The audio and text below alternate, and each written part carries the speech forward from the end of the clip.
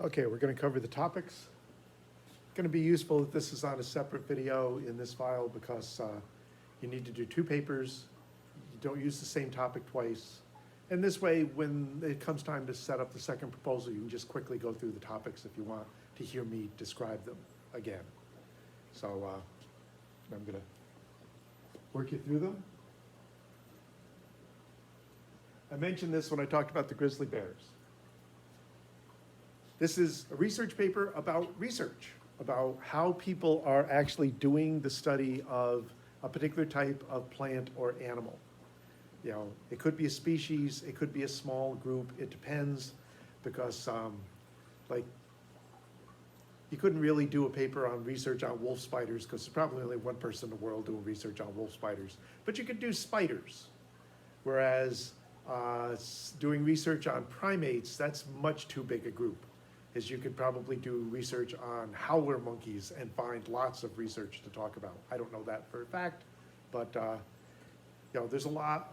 Inside some groups, there's some very well studied small groups, and in some, even a big group is barely studied at all. Is that if you wanted to do ferns, ferns is a huge group, but you still might have trouble putting this topic together.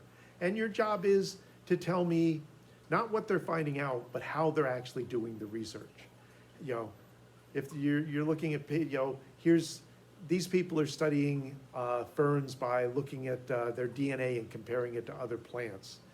These people are looking at ferns and studying how the reproductive process works. Well, how are they doing that? Well, they're doing this with the plants and they're checking this.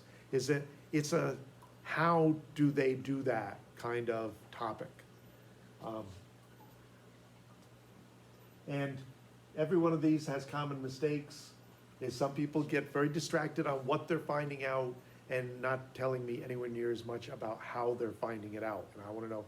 That's what I do. Is I watch, you know, stuff and they'll go, you know, ferns do this, and I go, how the heck do they know that? Is it what I can't even think of how you would do research, and that would actually be a logical conclusion of your research. And then sometimes they'll look and go, oh, that's how they did it. That did make sense, but I want to know the how. Topic 2 is basically the same sort of approach, except sometimes plants and animals are stand-ins for a broader group. Like they do fruit fly studies to study broad genetics. They do a certain type of roundworm to study how embryos develop. They use mice to do a lot of studies where the mice are kind of stand-ins for people. And I said that people don't count, but research using animals as stand-ins for people do count. So you could, if you did mice, you could actually look at just a small section of research, like mice and cancer, mice and multiple sclerosis, and mice and diabetes, and still have plenty of, you want a lot of studies to talk about. You don't want to do this and find one study to try to fill 4 papers of discussion with. If you find 8 studies, that's half a page of describing the process and you're done with 4 pages. So you want to find a group that's well studied. You want to find a bunch of studies you can talk about, but you don't want to be completely overwhelmed. So here, there's a mustard plant called Arabidopsis that they do a tremendous amount of plant research with, that like mice as a stand-in for people. Arabidopsis is a stand-in for basic plant processes. And you could just probably look at flowering in Arabidopsis studies and have lots and lots to talk about.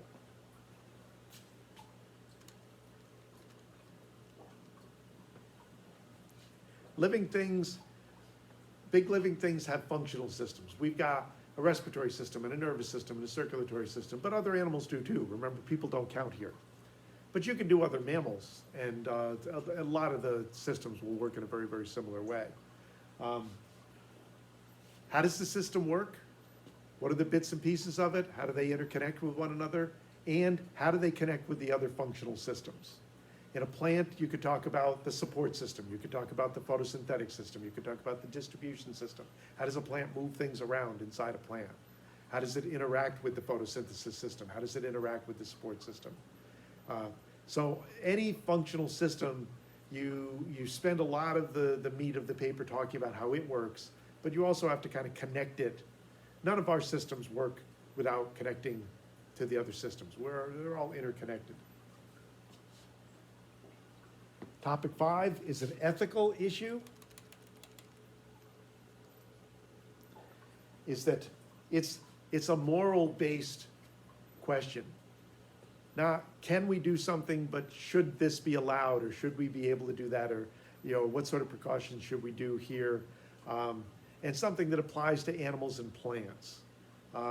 Okay, here's one that won't work for 4 pages, but the question comes up every time, this time of year, whether there's large parts of the Adirondack Park that are banned to snowmobiling because they feel like the sounds are disturbing the local wildlife, and it is way up in the hinterlands.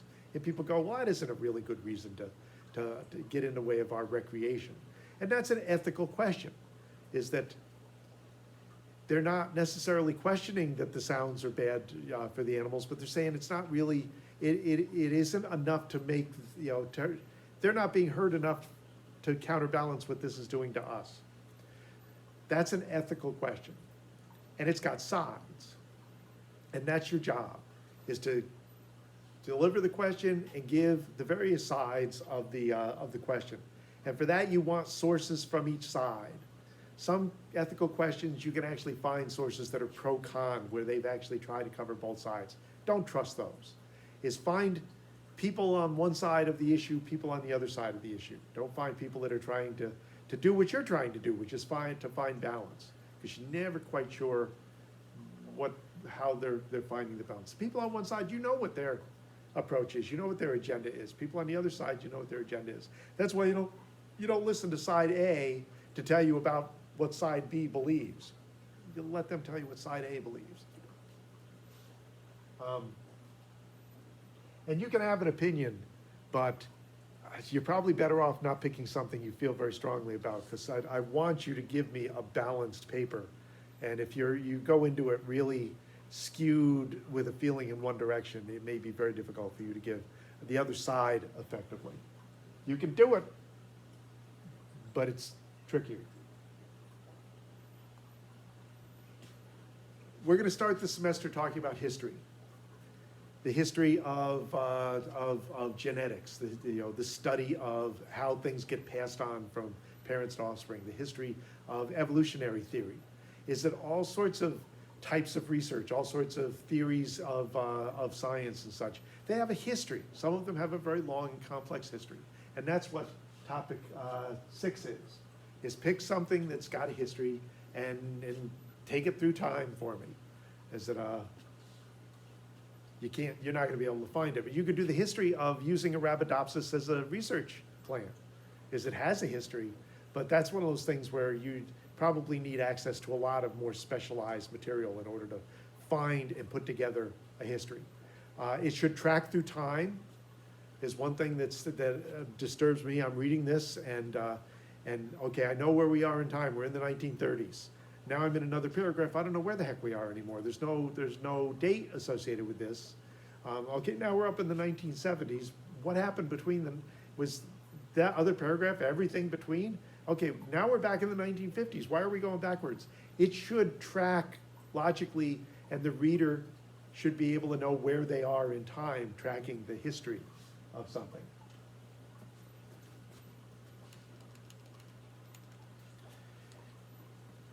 Life is full of relationships. Is it plants and pollinators, plants and things that eat plants, predators and prey, parasites and hosts? There's a lot to talk about. It can get fairly complicated, but it can also be pretty fascinating. And so you're going to pick some sort of relationship and talk about how the relationship works, how it's developed over time. What is it about? I was just reading a paper recently about how a medicinal plant in China has been evolving to be harder to find because people are picking it to use it for medicine. And the survivors are the ones that are tricky to find, and the nature of the plant in and of itself is made it more camouflaged. Evolution at work. Now I'm thinking those flowers are there as a signal to pollinators. Have they had to adjust the signal in order to, because You can hide from being picked, but you still need to reproduce, you still need to pollinate. Nobody's really looked at that. Is the flower camouflage to us, but not camouflage to pollinators who often see in other frequencies of light? But that's, that's how those relationships work, is that pollinators adjust to the plants adjust to the pollinators, predators adapt to or prey adapt to predators, and then predators have to adapt to prey. It's a lot of these. It's a tricky one. It's not used a lot. It's on the list because somebody asked to do it a few years ago, and I thought it was an interesting approach, but it remains on the list for people that really have a fascination with this and want to try it. Now, the rest of this is pretty simple stuff. I've talked about the things that people get wrong. If you've got your paper basically written, it's probably a really good idea to go down through this and go, oh yeah, I didn't put a topic number on it. Oh, I copied stuff that I didn't put quotes around, and I didn't put footnotes on. I better not do that. Is that don't overuse quotes. It's padding to overuse quotes anyway. Make sure you got your proofreading done. Make sure your possessives are right. Apostrophe use is really bad. If you don't really know how to use a colon and a semicolon, you don't need to use a colon or a semicolon. Better off not using it than using it wrong. And then there's a lot of things that people have problems with. When you do footnotes, some people go nuts with footnotes where they're, these little parentheses things are at the end of every sentence, and it's just really difficult to read because it kind of breaks the flow of everything. So don't over footnote. Got to footnote the quotes and the numbers for sure, but you don't need to footnote every single sentence. If I get a footnote and there's a bunch of information ahead of it, even if it's 5 sentences worth, I'll figure that's where it came from.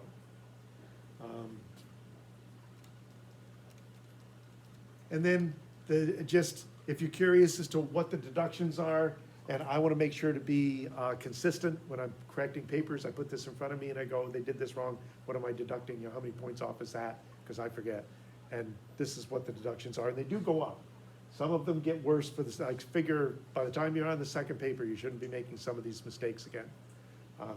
And that's basically the topics and a little bit more about finessing and finishing of the papers.